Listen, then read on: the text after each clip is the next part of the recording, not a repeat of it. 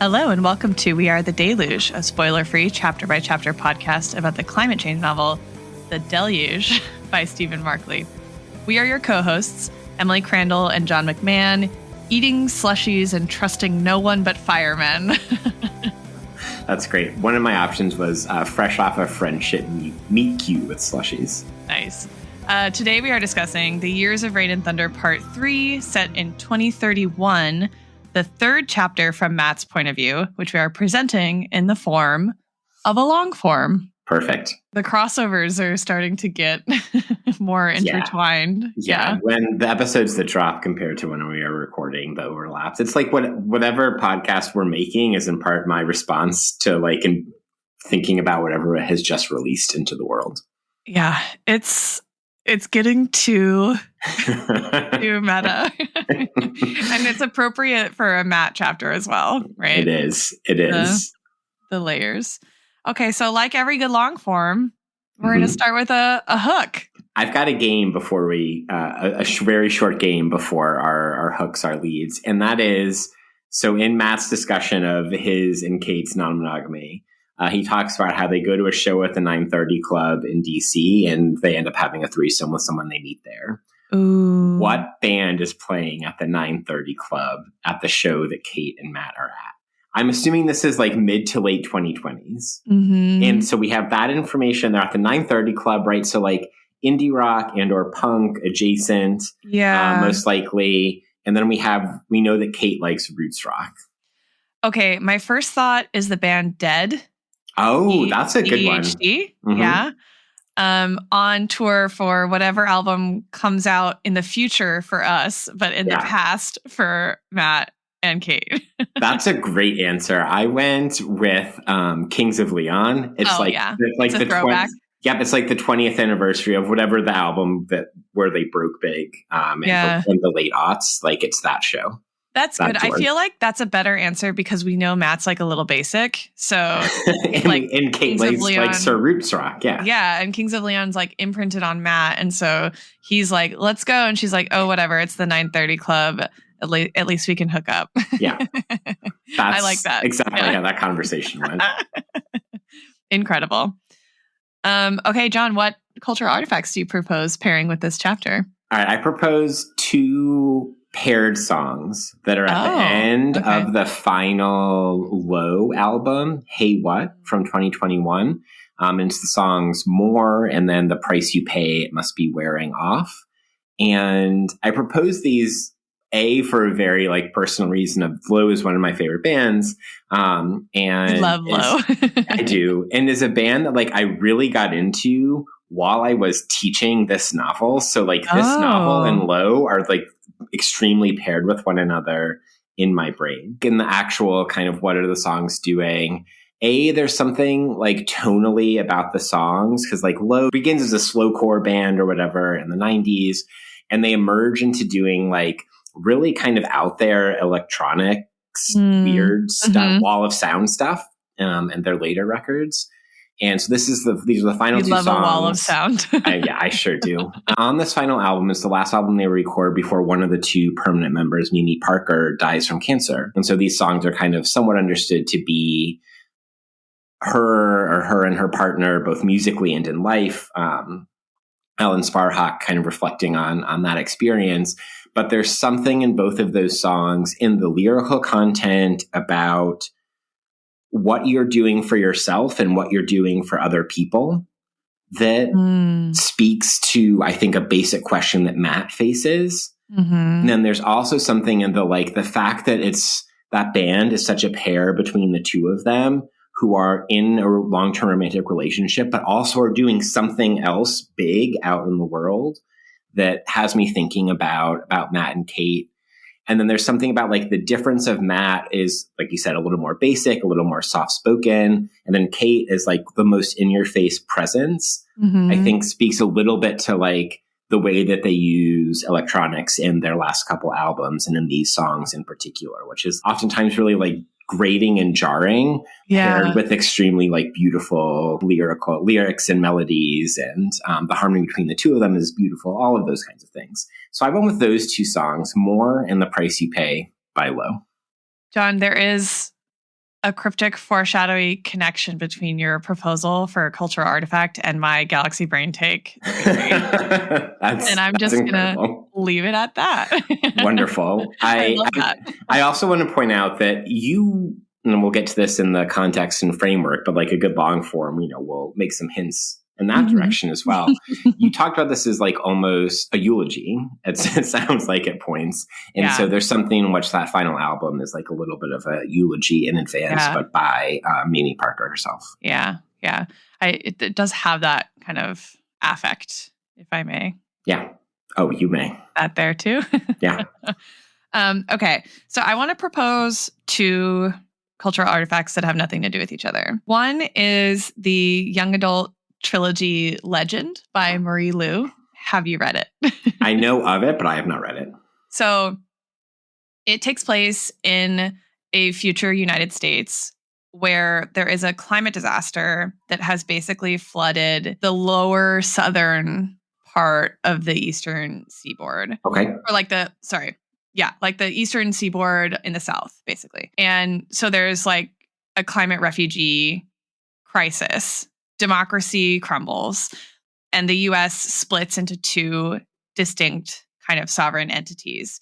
The West Coast, and it's like a pretty narrow, like I think it's like basically west of the Rockies. But the Rockies, between the Rockies and the Sierras are kind of like contested territory.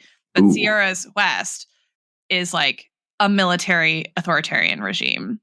Okay. And east of the Rockies is a regime cooperatively managed by four corporations.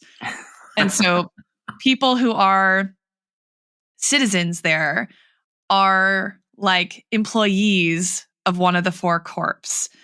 And the corps are where they like receive, the benefits that accrue to them as citizens of the corps. So it's basically just like a whole system of like capitalism minus a state moderating, right? What we get in exchange for wages or labor or whatever. Both states are surveillance states, probably unsurprisingly, but they have different like approaches to surveillance. But I was like really struck by in the discussion, which is kind of like a blip in this chapter, really, of how targeted advertising is advancing in this moment. This is Liza kind of explaining the ad on 323. So there's like these troll farms that are being set up in India, the Philippines, and Russia, where basically money, right? You can pay money to contract out trolling. And then once you contract that out, it draws real people. So there's like a weird feedback loop where somebody is paying a troll farm to create fake, right, like accounts and generate, right, like fake, but it's like not fake because it's coming from somewhere. It's not in the model of social media, which sort of, I think, proposes that like a real person is saying these things, right? It is fake in that regard. That is the presupposition, yes. Right. But then it like actually spurs kind of real participation. So it's hard to sort out, right? Like which are the paid ones and which are not paid, because the paid ones sort of breed, right? Like real quote unquote responses. And then Liza says, like, whether you're getting an ad telling you the bill is betraying climate philosophy or a more standard Madison Avenue plug, people are being fed news, opinion, and content tailored to specific fears and insecurities. Mm-hmm. On my feed, I might get a bit of body shaming, warnings that my eggs might be dry, inter-Asian identity politics. It's a highly specific psychological package. It's not just the right wing getting goosed. Our members and allies are being nudged. They're getting opinion filtered to them that the legislation is a betrayal. And then Rakia says like some dystopian psyops shit. Yeah. And I was thinking about Marie Lu in particular. I think she has background in like game design. And one of the series she goes on to write later is set in a different alternate future where basically everyone can enter into virtual reality. And there's these like games, and there's like a kid off the street who, is like really good at this game, but doesn't have any status. So doesn't get to like formally be a participant in the game. And I think she's just like really good at thinking about kind of what we were beginning to talk about in our Panopticon chapter way back when, embodied and affective dimensions of surveillance, like technologies of surveillance, but also the really intimate relationship between external technology of surveillance and like the internal surveillance of the self. Amazing. And like, I think I need like, honestly, anything she writes, I recommend. I think it's really good, even for young adult stuff. And you know, my theory about YA is that like, what's interesting about YA characters is that people write young adults as though they are like in progress and not fully formed. And we don't tend to give adults that same kind of generosity of narrative storytelling, which I think is a limit of our kind of like, you know, the liberal imagination, right? Sure. But like, back to a conversation we've had recently, is why the use of the second person in the Keeper chapters is so fascinating, because maybe that's an attempt to try to get around that precise dynamic. Yeah. And like her characters they're smart, they're precocious, but they're fallible, they're learning, they're exploring their sexuality also. And like that first series really takes seriously the two trajectories of like the US, right? Like military industrial complex, right? The militarism, security apparatus, and the like full scale like replacement of the state with kind of corporate interest and corporate management, right? And so I think it's an interesting kind of alternate thought experiment to what Markley's up to that like pairs really well with the presence of kind of technology and AI in Markley's universe. And Marie Lou's is like a further distant future, you know? And we know we've talked a lot about Markley being like weirdly in the, it's like the not so distant future, but it's also current. And that's going to hit current. Especially hard in the next chapter that we record. Yeah. If folks like this kind of stuff and like a fun thing, that Marie Lu is also a very kind of talented and clever mind interrogating these same sorts of questions. And if you like technology stuff and you like reading about teens, I recommend that series. So this is my turn to say that your cultural artifact is linked to my Galaxy Brain take. It's getting weird in here, John. It is. Okay, I want to propose one other one. Sure.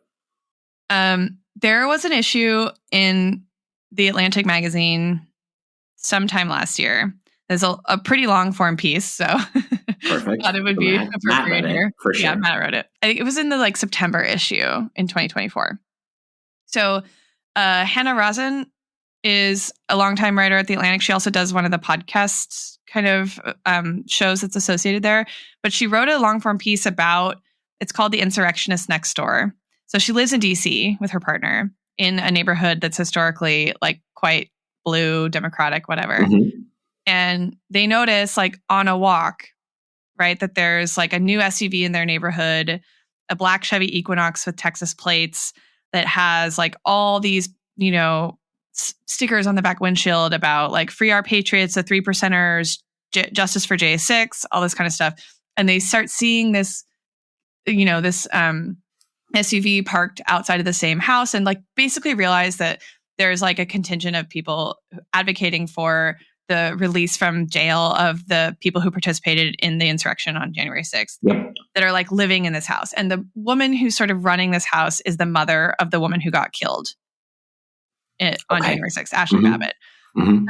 But this article is really interesting because it's sort of a story about how the woman who becomes kind of like the mother of this movement, right? Like becomes sort of disillusioned with the politics of January 6th. And like, it's a really interesting exploration. And they did a whole podcast on like this phenomena too, and like interviewed a lot of these people. So there's a lot of other material to work with here. But the article, I think, is very thoughtful in talking about how like messy this kind of constellation of politics is, right? Like it's not a super coherent, right? Like dogmatic opposition to, right, like a particular assessment of the status quo or like the way things are working. It's this sort of amorphous like blob of resentments, of anxieties, of fears that kind of coalesce around this idea that freedom, some sort of like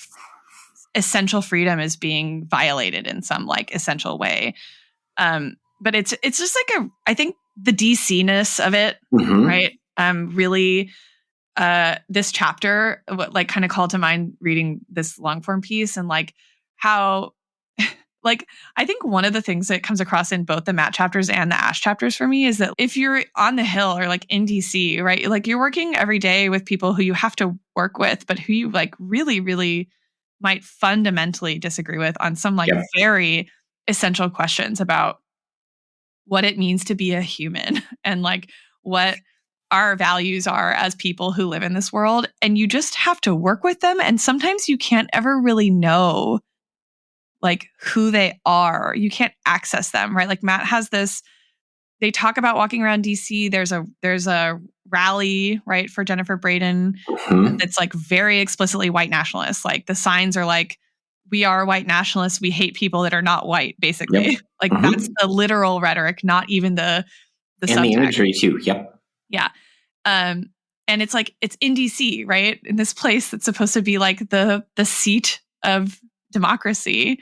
But then there's also like, he talks about the news coverage of Mary Randall signing climate legislation, and he describes her as looking like she's being held hostage and saying like, who's back there, right? Like who's behind those like tense eyes, the like sort of blue pursed lips, like who's there? And this idea that like where our state is sort of made up of actors who can't really access each other in like a real way.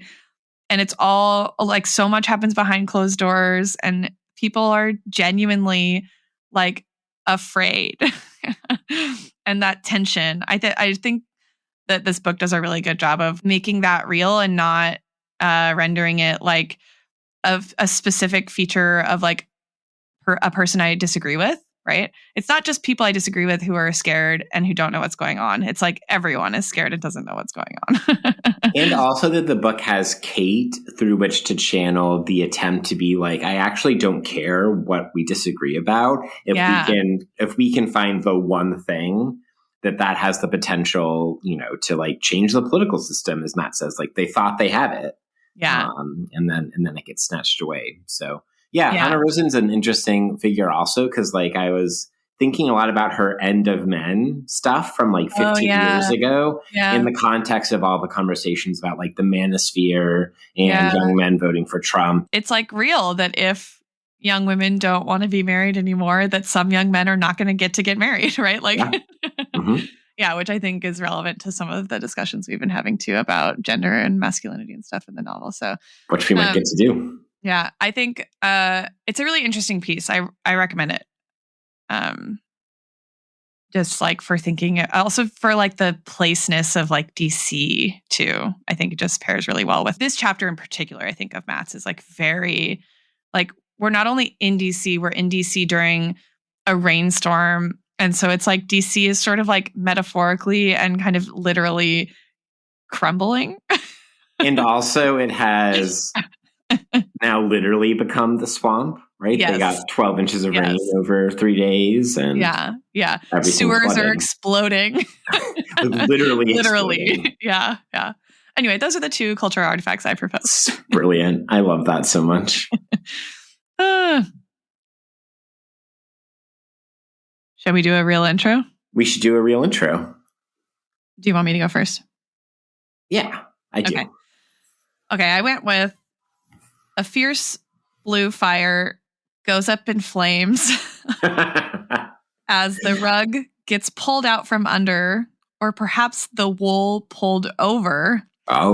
Substantive climate legislation, as multiple women fighting for it get caught up in sex scandals, and as the complicit force, the weather, closes in on Matt and Kate. That's much better than mine. I went with, as climate legislation fails and develops into police state hell, Matt flails in his relationship with Kate and interrogates the nature of agency, love, and sex along the way. Okay, but they're basically the same. I mean, flail is my version of your like pulling the rug, pulling the wool. Yeah, that's what I'm saying. You can tell we were trained in the same place. With the like precise same sensibility. Yeah. Oh, so good. Do we get new characters? I feel like most everybody is we've seen before, right? I did not find a character that we haven't at least seen mentioned elsewhere other than Sandeep the intern. Yes, true. That Kate has sex with. Kate has sex with an intern, and it's a scandal because there's a video and it goes live all over as Matt and Kate are sort of withdrawing from the public eye after climate legislation passes. Right? Passes. In scare quotes, yeah. We see Victor Love again. Growing in popularity, power.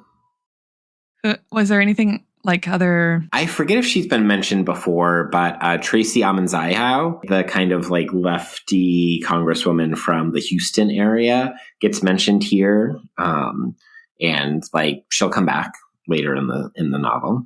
I think she has been mentioned before, right? Because I feel like she gets paired as a foil to Jennifer Braden in maybe like a prior Tony chapter. Oh, you might be right about that. Like at the climate conference in like Switzerland or whatever, maybe. Oh, that's right. He probably mentioned her. Yeah. I can't remember, but she felt familiar to me. There was a mention of Trace Amanzaiho after the hypothetical Vanity Fair piece, the Matt chapter that follows that up. Okay. So in another Matt chapter. Yep. Yeah. Is that like sufficient plot? So I think so. The chapter's set in 2031, sorry. Mm-hmm. But like a lot of the action, most of the action takes place over 2030. Yes. And there's, as you pointed out before we started recording, the ongoing nebulous, when is this being written timeline as well. Yeah. There are some very explicit references to like a time after 2031 that are reflecting on the moment of writing or setting the writing in 2031, but also reflecting on what happened leading up to that. So there are 3 timelines yes, in this chapter. And one, we don't know when it is. Indeed we do not. Okay. What a book. Can I pose a question to you as a kind of way to get into the context and framework of our long form? Yes. In response to that. So it's a question about Matt, not so much like as a politically minded figure, because he doesn't strike me as particularly politically minded. Like he is smart enough to be able to grasp the political dynamics of what's happening and all of that. But like he is unlike, I think, any of the other FBF leadership in terms of his like commitment to living a political life, let's say. Yeah. So my question for you instead pushes us a little bit towards Matt into writer and Matt into reflection on the human experience. So that maybe we can work our way back to the political part a little bit later on. And that is, I'm wondering what you think Matt's relationship to his own agency is.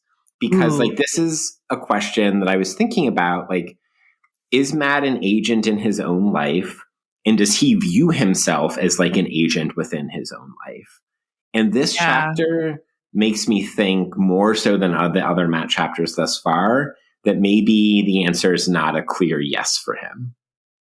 I also think it's really interesting to ask it here because I think this chapter, more clearly than the prior 2, the like specter of the third future timeline is, I think, a little more present here. I would agree with that.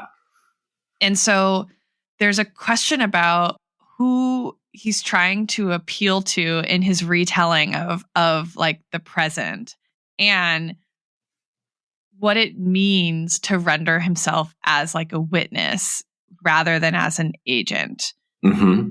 And like to what degree that's a disingenuous act or like a real reflection on like assessing his own role. And if so, I think there's even 2 more reads of that. One is like, he really doesn't see himself as kind of in control of his own life, right? He's just sort of, and I was like, I know we've already talked about Machiavelli weirdly, but I was thinking again about that, this like, he's Fortuna. He's like besought by Fortuna. yeah, like he's like failing to cultivate virtue, right? And like Kate is just like the storm, the river. She's Italy, like she's all of it. Yeah.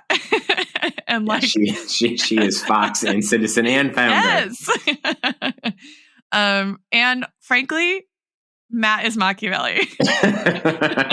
He's just like in jail writing this book, being like, please remember me fondly as somebody who witnessed the fall of Venice or the fall of Florence. Wow, that had way more legs than I thought it was going to. It works. It plays. I'm on board. But I think even the way he introduces his own affair kind of strips him of agency in participating in the affair, right? We learn that he had for a time a sustained affair. Well, like affair. Affair is not the word, right? Like secondary. But he talks about it like an affair. He does. Which is why it's like, it's interesting to the question of him as an agent. So got it. Mm-hmm. They have an open relationship, right? And Kate, he's constantly sort of ruminating on the fact that Kate won't let him have feelings about it, right? That like anytime he like shows weakness around like not feeling comfortable with the arrangement or wishing he like had her to himself, that she accuses him of being like a patriarchal colonizing male. Yeah, colonizing male, right? And so his way of like processing his emotions is sort of to like resent her for not letting him have feelings. It's less about the nature of the arrangement itself and more that he's not allowed to have feelings about it. That's an important distinction. But then when he also like has relationships, intimate and sexual, with other people, he treats it like it's an affair, right? He says he takes the lead from her, right? She doesn't give details, but like he knows what she's doing. And it seems to me in the way he tells the story of his relationship with Manisa that he's not telling Kate.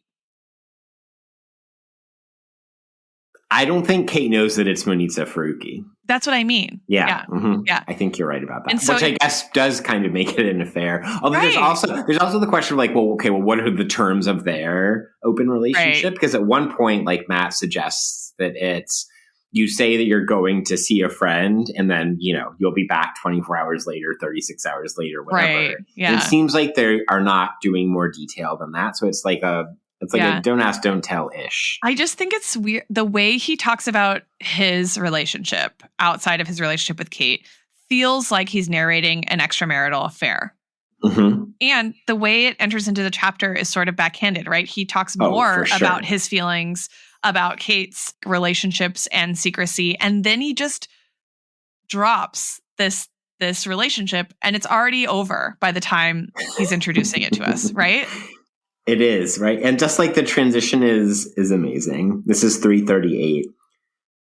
I'd never meet another woman who spoke Kate's own particular language, who'd accuse me of quote unquote wanting new dick. Great line, Kate. Who I would hold at night and just feel such a deep bone pressure joy. Period, paragraph break. Monitsa asked me if I would leave Kate. Period, paragraph break. Yeah. I feel like that language of leaving is a fair language. Like that's the like trope, right? That like, and it's always like the woman who's in an affair with a married man and she's in love with him and she wants him to leave his wife and he says he will. And all her friends are like, he's never going to do that. Haven't you ever seen any movie, Right. And it's like, so like, he's like deploying some of those narrative, like sort of crutches, to describe a relationship that's ostensibly not outside the boundaries of his and Kate's. No, not at all. Like rules, right? Mm-hmm. It's just like, it's an interesting way to absolve himself of the thing of the wrong or the like hurt that he perceives Kate as enacting on him. Yeah. It like almost reads like a self reassurance. You know what I mean? Like I didn't do anything wrong. Yeah, especially. But why does he feel like he has to justify it if he didn't do anything wrong? That's a wonderful question. Can I just pile on to why Matt can't answer this question? Yes. So I think you clued in on the way that there's a convergence of both Matt, the character, in the moments he is narrating, and like Matt as I'm going to present not the most flattering portrait of my earlier self, but maybe I'll do a little touch up around the edges. Mm-hmm. So like I'm thinking about the line in the like final conversation between Manitza and Matt. So already Manitza has asked him if she would leave him, or leave Kate, excuse me. And then Manitza says, I'm only saying, maybe you don't want to hear this, but Kate is a manipulator. She's a user. I've known women like her my whole life. She takes endlessly from you, charms you when she needs to, and then goes back to using you. Manitza, I said as calmly as I could, please don't talk about what you don't understand. She bit her lip. Fascinating line coming. Mm-hmm. And the tears finally achieved their freedom. So like also, where's the agency there? I love you, she said. I hate how hurt you are all the time. I would never treat you like that. Matt, you don't know anything about how she treats me. End of quotation mark, internal monologue. Again, I said this with as much calm as I could summon, ignoring how she'd begun that statement. So it's like just a self-effacement within a self-effacement in that precise moment in the conversation with Manitza. And to reflect on that memory means to attribute the sense that Kate is wronging him to someone else. Yep. Or like the naming of the wrong that Kate is enacting on him to someone else. That's a good way to put it. Yeah. Right. When he names how it feels later in the chapter, right, he talks about how Kate could like just like turn him to dust. Yeah. Right. That's the phrase that he uses. Yeah. But anytime anyone else points it out, he gets to be the hero and defend her. Oh, he loves to do that. Yeah. Yeah. It's so interesting because I'm back to your original question. I think one read of Matt is that he actually sees himself as very agentic. Like he's the one pulling the strings, making things happen, tempering Kate, navigating all these things, defending her. But he doesn't want to be accused. He doesn't like being accused of being a colonizer male. So correct. He pulls all these maneuvers to sort of like erase himself from the action.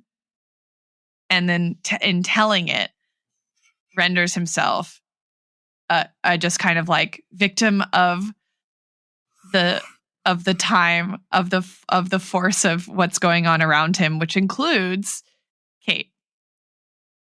Kate is the force of what's going on around her is superb.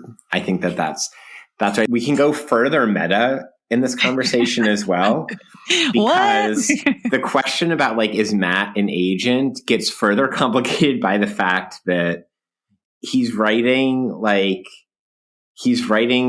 what sounds like a novel in a novel where he's kind of also the writer's stand-in. So all of these questions about Matt are also questions about like Markley as author or about the author and the death of the author, I think.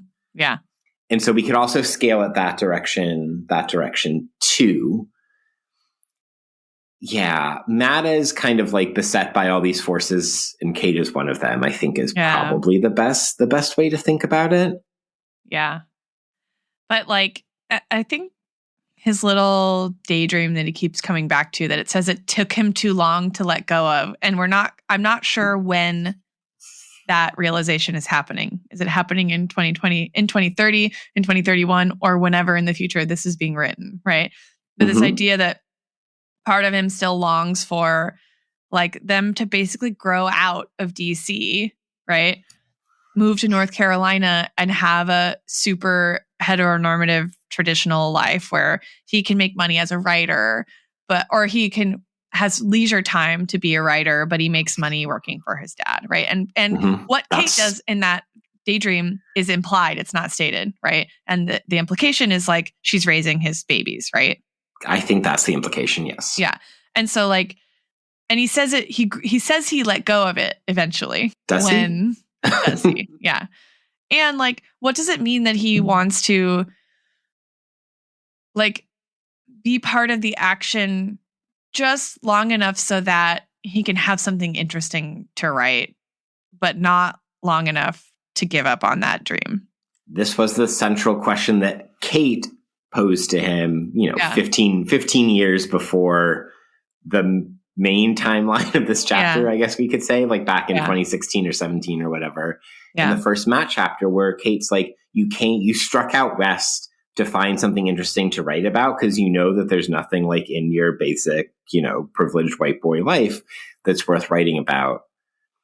Yeah, because Matt, you used the word witness earlier, and there's something that's distinctive about him being one of the two main points of view on the political dealings of Washington, D.C. and the U.S. federal government, Ash being the other one. Neither of those two characters start out as being politically minded people. Right? So whether it's Kate, who of course we only know about through other people, right? Whether it's Shane, like we see all these other people for whom politics is and engaging in the political world is their first reaction and their first instinct and the purpose that they ascribe to their life. Yeah. Then we have Matt, Ash, Tony to some extent, Jackie, maybe that's a little more tenuous of a connection, who end up being at the center of and observing, commenting on, and sometimes participating in, right, the political world. But that's not the dream that all of them had when they were 13 or 19 or 23 or whatever age, I don't think. Because Matt's is to go back and write and have kids with Kate, and Kate does ? Except raise the kids, and he works for his dad's golf company. The idea of like dreaming about a golf company while the world is on fire is just like, ooh. Yeah. And I give Markley credit for this, that at one point in the conflict between Kate and Matt, when Kate comes home like 3 days after the failure of the bill and turning into a police state, and she's just gone for a bunch of days, Matt uses a golf metaphor, right, to talk about like where they thought they were. Yeah. Which I think is interesting. But like, also this is a chapter where Kate slaps Matt. Yeah. Right? Like we get intimate partner violence that then is immediately joked about. Yeah. Oh yeah. He falls asleep, right? Kind of in shock. And then she like awakes cuddles him, apologizing, crying, being vulnerable. And then he jokes, what's the joke? I guess I'm going to have to go to the abused boyfriend shelter. Yeah. That's the joke. Yikes. Yeah. It strikes me too in juxtaposing Matt's like interrogation or lack of interrogation of his like his unwillingness to let this dream go, to pair that with how we were talking about Shane in the last chapter, right? Oh. Like her worries about the future are whether there will be a planet for Lolly to live in, but they're also how will we pay for college? But like she has like a really acute awareness of the sort of irony of how each one of those things inflects the other, right? Yes. And Matt's like, it took me too long to give up on that dream, feels like a lamentation of like what he lost rather than like an actual interrogation of his naivete almost about the actual fucking stakes of the thing that he's said he's committed to. This question I think is bigger than I initially was like, oh yeah, this is a great question. And now I'm like, whoa. I don't know how to map him on that question really, actually. I think it's worth noting as well that this is the bottom of 337, where right around the time when he's talking about like polyamory or openness is something that happens to him because of Kate and him trying to deal with that and the conflict it brings to the two of them, we get the analogy of an open relationship to novels, right? Yeah. Which I think is very funny by Markley, right? So I never got over it. This is the bottom of 337. I probably still haven't. But after a while, I stopped being surprised by it. I came to see these men she was with as passing fads, like she was reading a new book she couldn't put down. Yet she would always finish it, close it, and return to me. I stopped fearing that she would leave me for someone else. And at the same time, Matt is aware of the fact that like their particular form of open relationship means that he gets to fulfill like what is assumed to be the basic male heterosexual fantasy of a threesome with two women. Yeah, more threesomes than he can count. Yeah, lots of times. Yeah. Yeah, so there's a weird like brag in there. Oh, for sure. Yeah. Yeah, it's interesting because I feel like you can read him as sort of like dumb in a way, like in a kind of life sense way. Or you can read him as like, you can read Kate's assessment of him as a colonizer male as a good assessment of him. Yes. And also, that's not to say that those two reads are incompatible. They might be complementary, actually. I think they're I think they're complementary potentially in general, and I think they are definitely complementary with Matt. Yeah.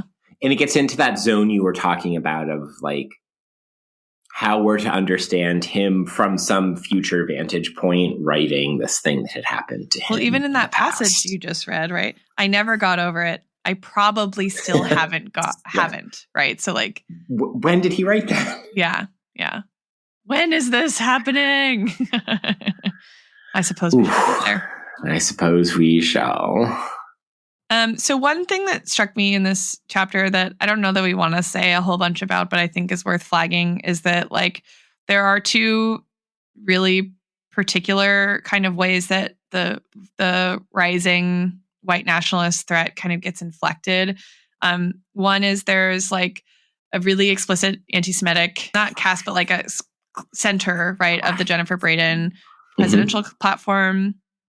And then there's also like a discussion of Islamophobia in a couple different ways. One of the posters on the lawn, right, has a picture of a young Somali girl who was shot. And Matt is like stunned by the like, what does he say? How does he describe the woman holding the sign? I felt ill because I was staring. The woman's eyes met mine. She looked like any overweight middle American housewife. Pleased by my shock, she smugly returned her attention to the speaker. Yeah. So like that it's both a very explicitly racialized like hate and that it's also performing a specific function, which is like the shock value. Yes. Right. I think we're supposed to read it as genuinely held and as performatively functional in that way, right? I think that's correct. Yeah. And it just strikes me as like an interesting time in our own timeline to be thinking about the future of both of those forms of racism, just like inflected very differently now in the context of debates about, you know, Palestinian liberation and self-determination and stuff like that. And it's interesting. There's a mass shooting in this chapter that is carried out by an Islamist father-daughter duo that I wonder if he had written that today, if that would still be in there, but I don't know. I don't know. I mean, the three main political figures of this chapter who are not Kate or the FBF team are Jennifer Braden at her like explicitly and openly white nationalist rally, are Victor Love, who capitalizes on the bombings orchestrated by 6 Degrees to turn the climate bill into like a police state bill. And then we have like Randall as the person through whom the like grim details of all of this come to the fore. Yeah. And there's, back to your point about the multiple kind of timelines, each of those three characters are like the pivot point by which Matt like goes down a reverie and then snaps back to advance the 2031 timeline reflecting on the preceding year. Yeah. Right. Through each of those characters. So like even as Matt is more witness than agent politically, like there's something about the political logic of the chapter that drives it forward. And these other characters Braden most vividly and terrifyingly of all of the three. Love is interesting too, because part of his justification for the intensification of the police state is an identity politics intersectionality. Like, oh my God, like it's just in like invoking that concern without substantively addressing it whatsoever in any meaningful way.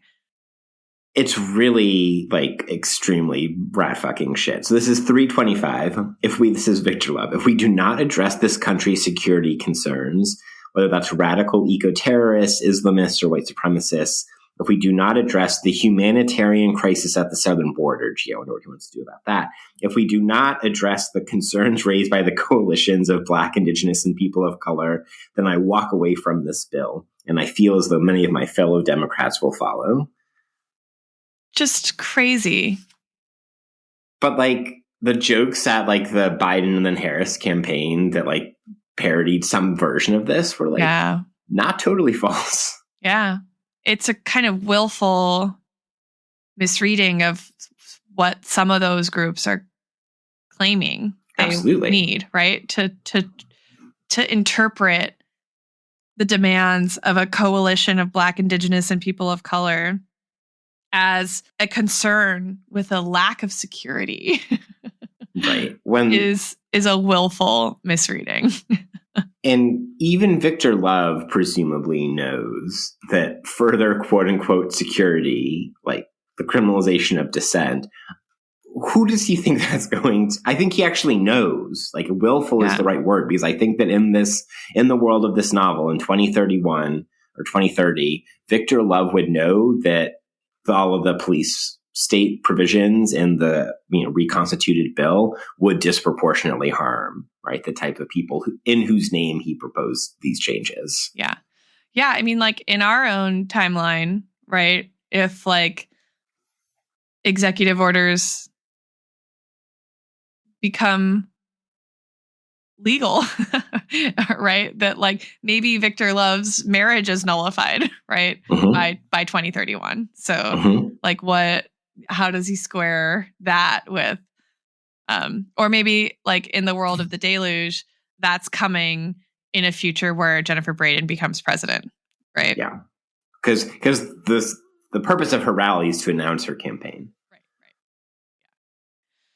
Yeah. I just, in my notes, I was like, are the 2030 elections kind of the 2024 elections in the realm of the novel versus our real world? Because we didn't get what happens in 2024 in the novel, which is the beginning of a climate-centered, restructuring of the political parties. So it's Joe Hogan 2024, Mary Randall wins in 2028, and now we're so like we kind of skipped those two presidencies, and we're in like a potential future Jennifer Braden era currently, perhaps. Anyway, it's fun. Great times. Great times. Time of my life. Rakia raises a really fascinating possibility that I think in some ways like connects back to some of your cultural artifacts and also gets back to this like question of agency. Because Rakia's point, this is on 328, and like I think we're meant to take this with a grain of salt, but like the grains are there. She proposes that this was the plan all along. Yeah. Right. Was to move forward to near passage, like, on the 18th hole, to use Matt's metaphor. And then at that moment, swap out the bill for something terrible and horrible, as the state always is going to do. And like, I think we're meant to take that a little bit seriously because it's Rakia. Like, I think if anyone else, like maybe if anyone else in the FBF leadership makes that point, we're supposed to take it a little bit less seriously. But like Rakia has been painted by the novel as the person who has their roots closest to like political action on the ground. Yeah. Right? Before coming to FBF. So I have a read on that moment in my GPT, which is what I'm calling Galaxy Brain Take. Yeah, that's canon from now on. We should also flag that Matt explicitly makes reference to the weather as a character in this chapter. It's really good. Which is on 327. He says, advocating for climate legislation, you can't help but believe the weather to be a complicit force, an anthropomorphized boogeyman creeping closer and closer to the murder cabin, even as all the partygoers assure you no one's out there with an axe. Which is like also a really fascinating series of mixed metaphors. And mixed genres. Like, yeah. I think, I don't think there's an answer to what genre is this novel other than, like you say, epic climate fiction or something. Yeah. And that's because it's totally willing to be a political thriller and also a horror movie and also like a ruminative drama about someone's romantic life all at once. Yeah. But also, I hadn't caught this or clocked this before, but that passage is also very interesting to put in conversation with the question of agency. Is the weather a complicit force, or is it the entity wielding the axe? And what's the difference? Yeah. So if we take his mixed metaphors seriously, the weather as complicit force puts it on the side of climate destruction. Mm-hmm. And if it's the axe murderer outside the cabin, then the weather is the opponents of climate legislation. Yeah. So it does have different implications. But I think it's interesting, too, to think about when we're reimagining our relationship to nature. Like, what if we imagine nature as actually the threat? Like, if the weather is the thing that's killing us, then, like, that changes our relationship to it. And now what we're fighting against is the weather. Like, and I think it gets messy, right? Like, the weather could be the like anthropomorphized agent of climate change more broadly, right? Like, the climate change is the thing that's the problem, but the weather, extreme weather events, are the thing that is like killing us specifically. So, like, to address climate change in a substantive way would be, in essence, to kill the weather. So if we follow this reading, then that mindset of weather as enemy, like, would function ideologically to underlie bullshit geoengineering schemes. And right? the police state. And the police state. Because if it is the enemy, mm-hmm. right, then we must use whatever tactics and whatever force are available mm-hmm. to us to suppress it. Yes, we must make war. Yes, we must make war on the weather. Isn't that a movie? I don't know. That's a joke, I think. Or maybe I'm like conflating some movie with like Trump and the hurricanes. I don't know. The nuke the hurricanes, right? Yes, yes. That's what I'm trying to think of. Yeah. Ooh. I'm feeling in the weeds of all the meta-analysis here, John. Okay. Can I offer some more? Yes, please.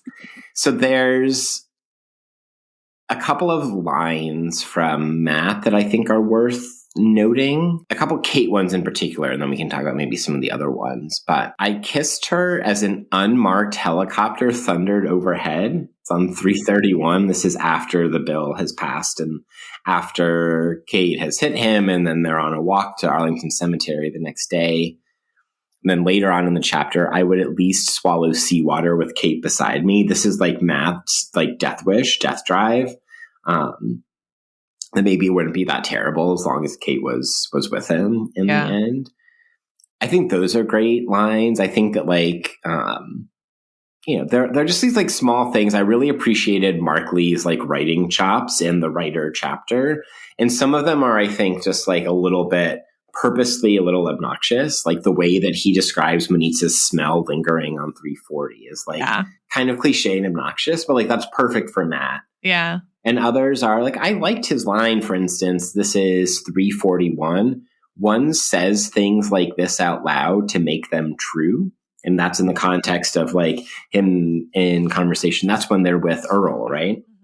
Well, and Earl and the family are the characters we got introduced to go all the way back to the beginning. Yeah, that we hadn't really met before. It's good. It's been good seeing you guys. I ventured, even if the boys didn't quite get the outdoors gene, we had fun, end quote. One says things like this out loud to make them true. That's actually like a nice commentary, simply and directly stated on what greases the wheels of social interaction. Mm-hmm. And what can be thorny about family. Mm-hmm. Mm-hmm. Yeah. Yeah, I feel like sort of confused about whether I like Matt. I think that's on purpose. Yeah. I like these chapters, but I sort of like feel frustrated with him after them. And they also really bum me out in a way. Mm-hmm. I think it's the like specter of not knowing when he's writing and what else has gone wrong, you know? Yes, that is something we are getting. The closing paragraph too, right? Ooh, the closing paragraph. We left Lone Pine that day as the fire spread, 20,000 acres and still uncontained. This is a fire in the Sierra Nevadas in Northern California. Kate barely spoke as we hurtled north. I had no idea then what dreams she was hiding, what burdens she was safekeeping. She kept her eyes on a mountain range and above it, the vivid blue ether. I held her hand and wished we had met in another time, someplace far away from this endless fear and grieving. Jesus Christ. Like depressing as hell. The fierce blue fire has become a vivid blue ether by the end of this chapter. You know, that's for Kate and Matt, like a reality, right? Because like Kate was voted off the island of FDF. Yes. And thus, in effect, Matt was too. Right, because what does he do there? He's Kate's like bagman. Yeah. He's Jason Segel in Forgetting Sarah Marshall. That's good. It's another great cultural artifact moment of this podcast. Oh man. Okay. Do we need more in our context and framework of this long form, which is getting very long? It's, I think, appropriate for Matt. I think it's worth briefly discussing his criticism of the left, which actually I think ties together like what do we think of Matt? Because here I think he's like ridiculous colonizing male, but also not wrong about some stuff. Yeah. Right. There was something, what angered me was how few women spoke up in Kate's defense. There was something bawdy about Kate that the feminist commentariat did not like. She was rough around the edges. She used the quote-unquote language of toxic masculinity. She worked with pro-life organizations and politicians who rejected sloganeering and hashtags of various leftist movements in favor of more complex and nuanced examinations of power. Okay. She didn't perform the stations of the cross prescribed by the woke hive mind, whatever, and this made her enemies. Yet I do think Kate wore blinders when it came to being a public persona. She seized that a woman couldn't get coked up and have sex with a musician in a high-end restaurant bathroom without inviting trouble, or couldn't sleep with an intern a few times without it turning to a national spectacle. She wasn't a victim of slut-shaming so much as joy-shaming. People simply couldn't put up with all the ways she deviated, disappointed, and rejected conformity at every turn. I doubted Sandeep was any kind of spy for the national security state. I'm sure Kate slept with him a handful of times, then simply walked away and broke his heart. Yeah, there's something that like speaks to the ongoing conversation we've had about like what is Mark Lee's relationship to cancellation and speech on the left and hashtag activism and all of that kind of stuff. And I think it's telling too, right? That like think for yourself is now a slogan of the right. Indeed it is. Right. To cast the left as what's the word I want to use? The prudes. Yeah, the prudes and the narrow kind of singular thinkers, right? Mm-hmm. Who are more committed to protecting whatever like ideology than like interrogating the reality of the world in some nuanced fashion. I think it's like it is a right wing inflected characterization of the left as like a broad stroke description, but it is not totally off the mark in why the left, and we've talked about this before, like why the left has a problem, right? Like in navigating disagreements over things like both what the analysis is and what the prescription is. And to what extent are must one's personal actions be in perfect conformity with the analysis and the prescription? Yeah. Yeah. So it's interesting. It's interesting to do a right inflected characterization of the left that is sort of correct, but not for the right reasons. Not for the right reasons. That's exactly right. Yeah. Yeah. That's got to be intentional, right? I sure think so. Yeah. So is Markley like, I have a hard time believing he's not, at least to some degree, of the left. Oh, he's definitely of the left. Right. But so he's on the left and of the left. Left. Yeah. Like he thinks that like the left has gone too woke in the leftist sense, but not to the like full, like everybody's a member of the PMC version of the left. He's somewhere somewhere over there. Yeah. Well, and right, like a left critique of the left is different in a bunch of ways than like a right critique of the left, right? Sure is. And so I think it's interesting to have Matt do the right. Like, I think we're supposed to read him as offering a left critique of the left, but it's so like it's cloaked in a little bit of rightness.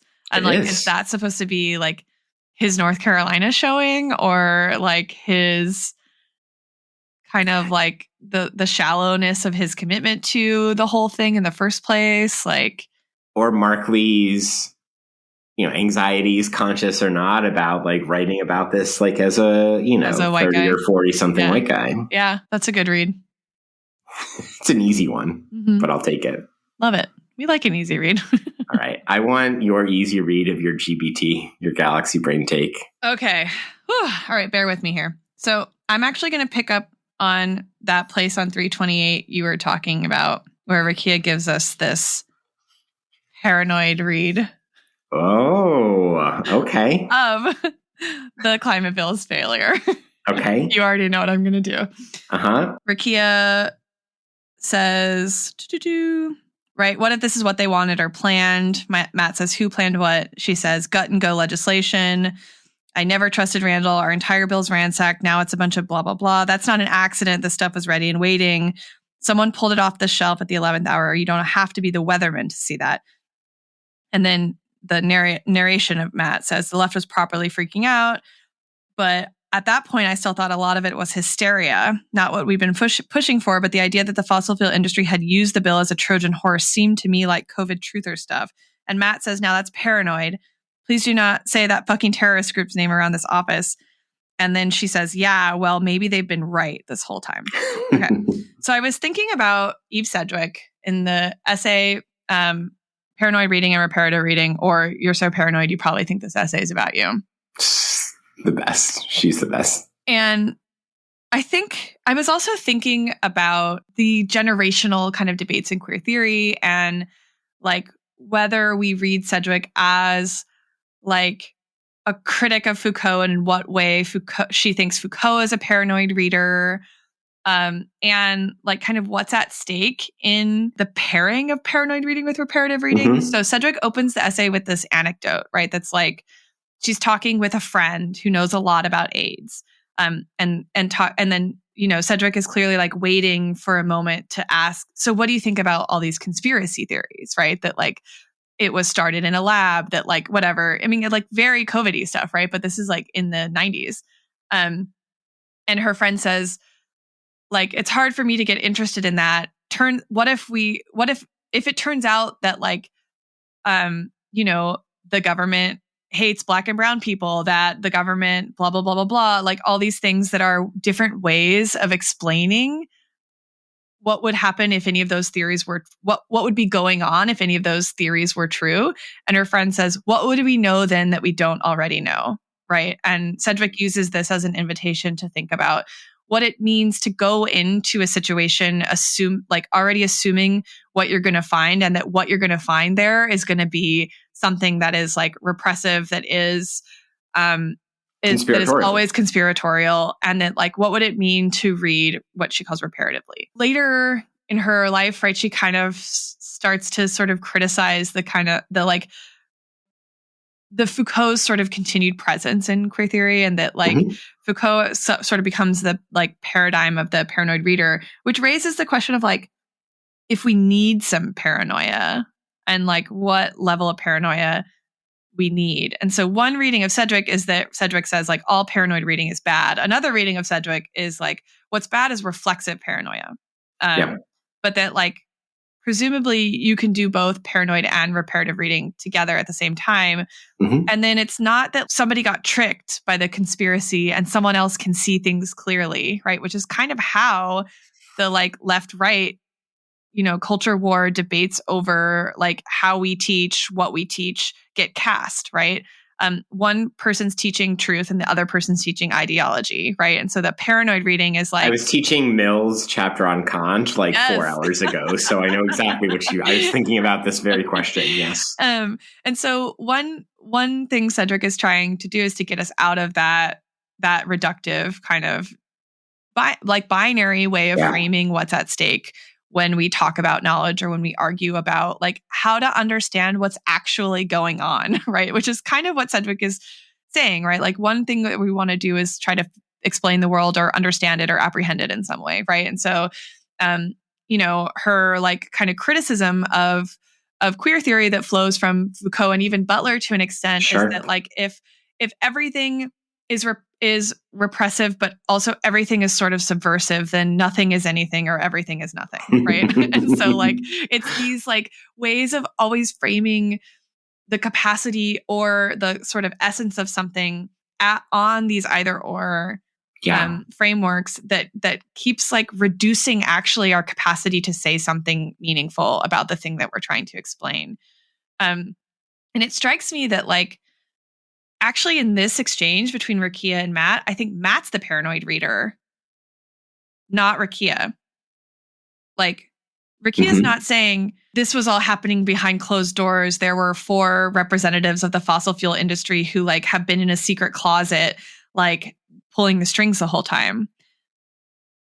It was like done. Her argument, I think, is that it was sort of done partially in the open, right? And like, that's the thing that feels such a betrayal about it, is that it was all right there in front of us and we could have seen it. Right.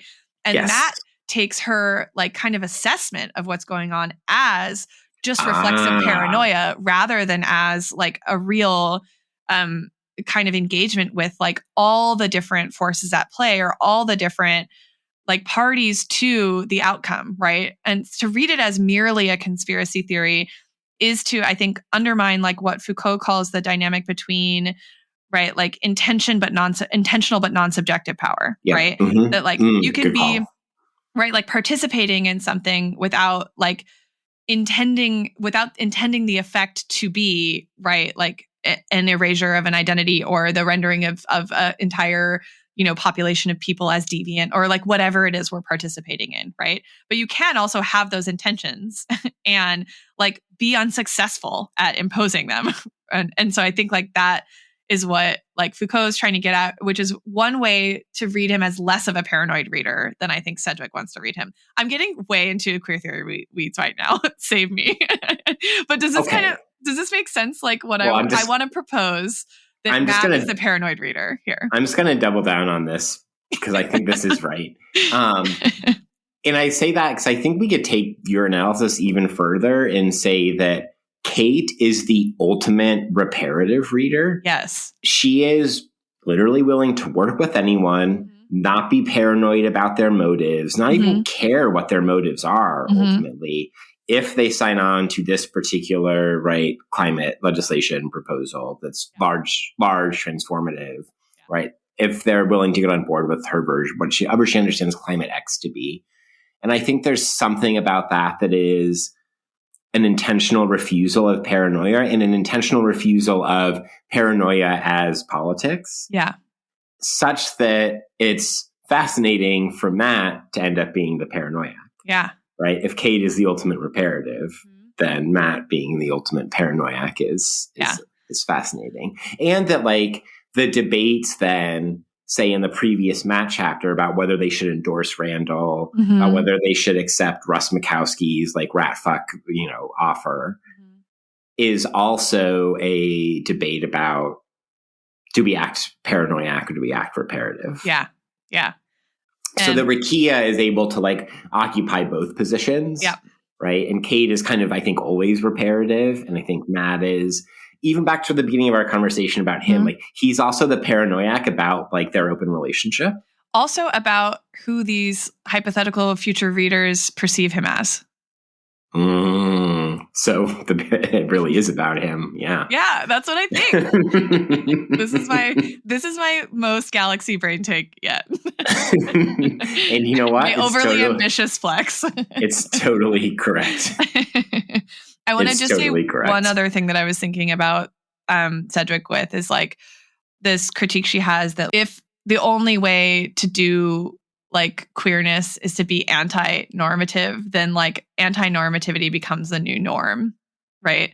And, which is the part that Poirot picks up. Right. And I think that like that's a different way to think about some of the ways we've been tracing like the debates about reform or revolution in the novel too.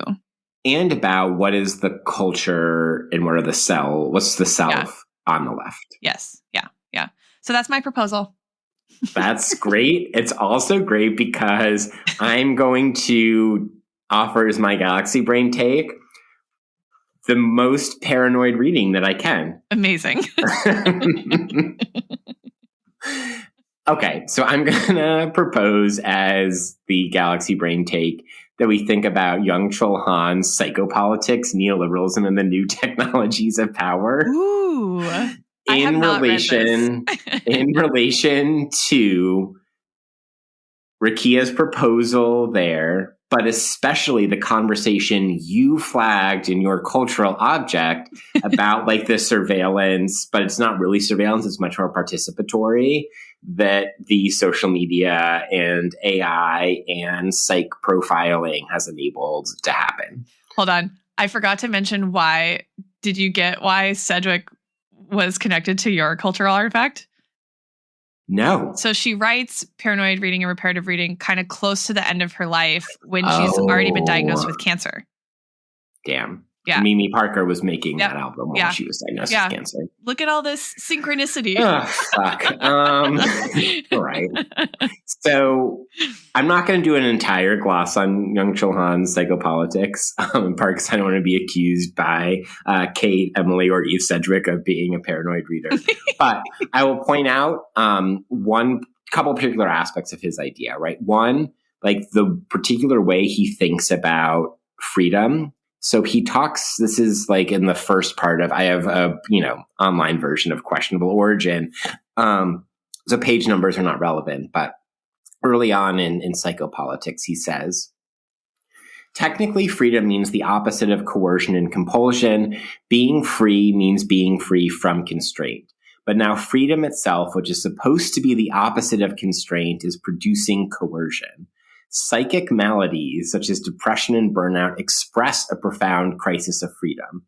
They represent pathological signs that freedom is now switching over into the manifold forms of compulsion. So, like, there's a kind of classic kind of paranoid reading. And this is like to kind of set the background of the neoliberalism of it all in this particular work of the new technologies of power. But the thing that I was especially thinking about in the context of this chapter happens later on. At the very end of the first chapter of Psychopolitics, right? So here, this is going to be a long quote, my apologies. Today we are entering the age of digital psychopolitics. It means passing from passive surveillance to active steering. As such, it is precipitating a further crisis of freedom. Now, free will itself is at stake. Big data is a highly efficient psychopolitical instrument that makes it possible to achieve comprehensive knowledge of the dynamics of social communication. This knowledge is knowledge for the sake of domination and control. It facilitates intervention in the psyche and enables influence to take place on a pre-reflexive level. For human beings to be able to act freely, the future must be open. However, big data is making it possible to predict human behavior. This means that the future is becoming calculable and controllable.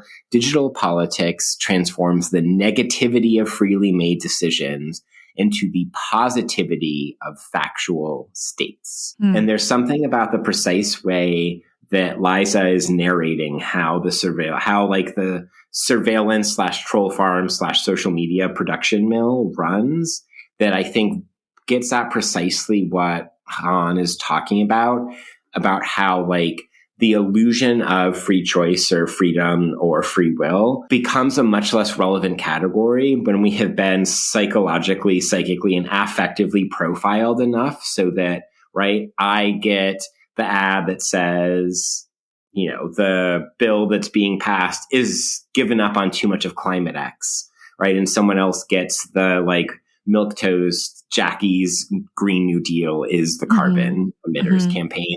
And someone else gets, these are a bunch of like socialists and terrorists taking over the country. Yeah. The operation of power like happens at that level. And Han is saying like, we think that freedom vis-a-vis power takes place further downstream, but that is a somewhat obsolete model. And there's something about that conversation between Liza and Matt that I think encapsulates exactly what he's talking about.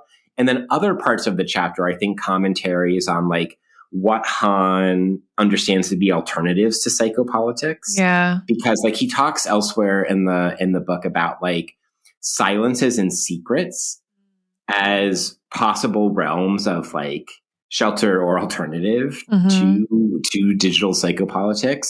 And there's something about like the act of, we have to put our phones in Faraday bags. We have to, Kate is going to, and Matt are going to sweep the hotel room and the rooms in whoever's house, right, that they're staying in to make sure there are no cameras or microphones. The very dream itself that Matt has, that Kate shares parts of let us like go into the great outdoors and to nature, from which we can find refuge from digital psychopolitics and their manifestation in this climate bill, that like speaks to the desire for control and like what fantasies we then project to try to escape from that, those loops of power. I like that. Oh my God. Yeah. Is there an explicit affective dimension to the account? It's just, I was feeling it at that level as you were describing it. So I was like, like there are several chapters in that book, like short book, long essay, recall what you want, that have to get into like the affects and what's the name? There's a name of the chapter that I'm trying to think of that I think I'm just going to forget. But anyway, there's one like about like the emotions of capitalism, interesting stuff like that. Yeah, so I should probably read that. I should probably read that. I think those are actually quite complimentary again. Wow. Good job. We've done this. We know what we're doing. Oh man, that was fun. Okay.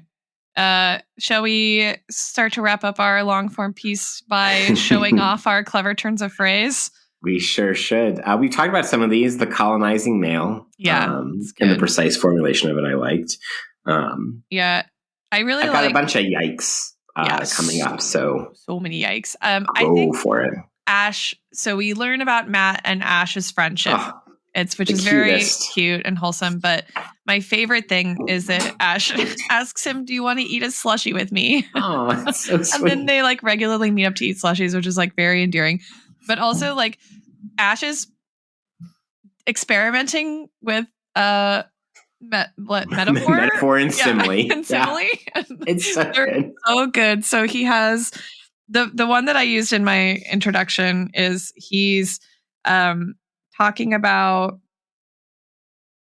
the replacement of the tax with like a cap and trade system, and he says basically trust, it just interrupts a meeting and says trust no one but firemen.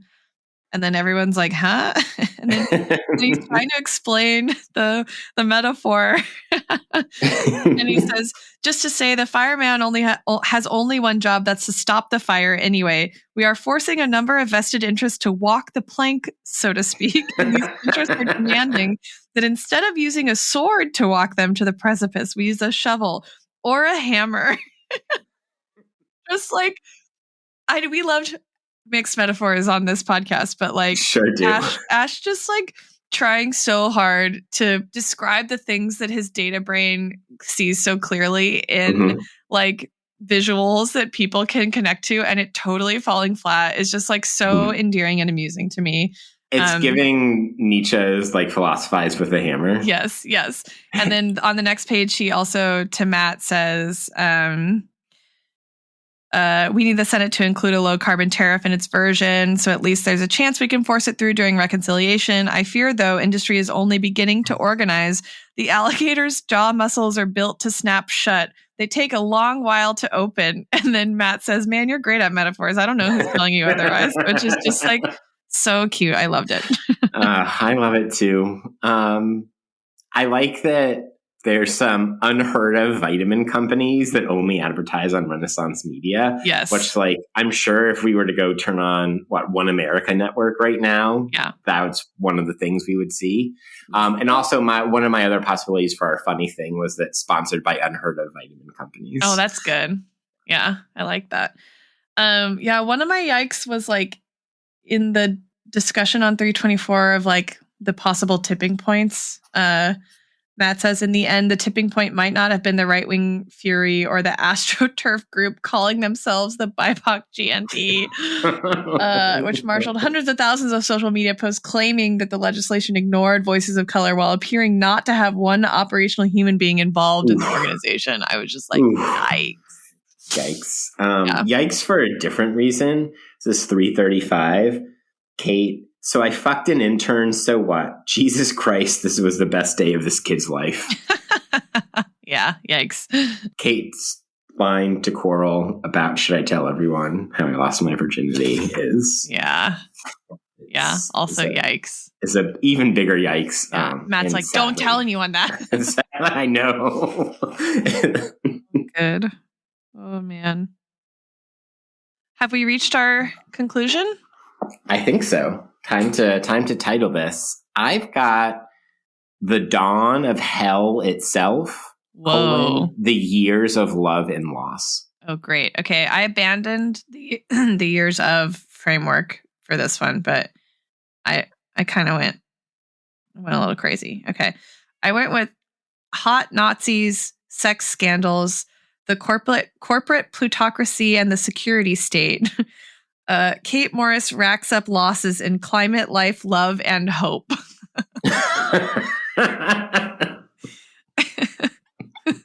I think we go with that one. It's pretty bleak.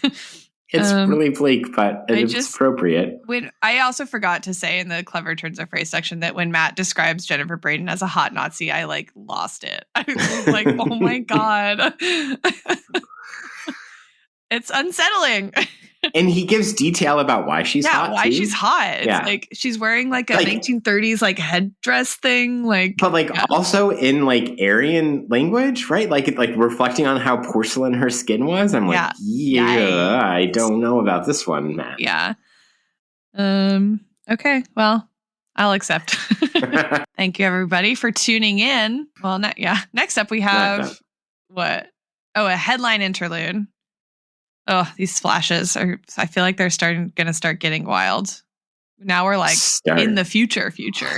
Yes, far future. And then after that, we have the third Tony chapter, El Demonio.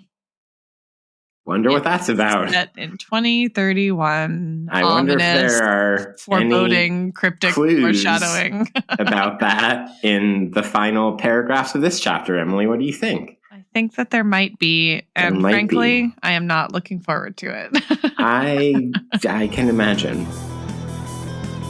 Oh, thank you for joining us on We Are the Deluge. And we are now and forever the Deluge. Oh boy.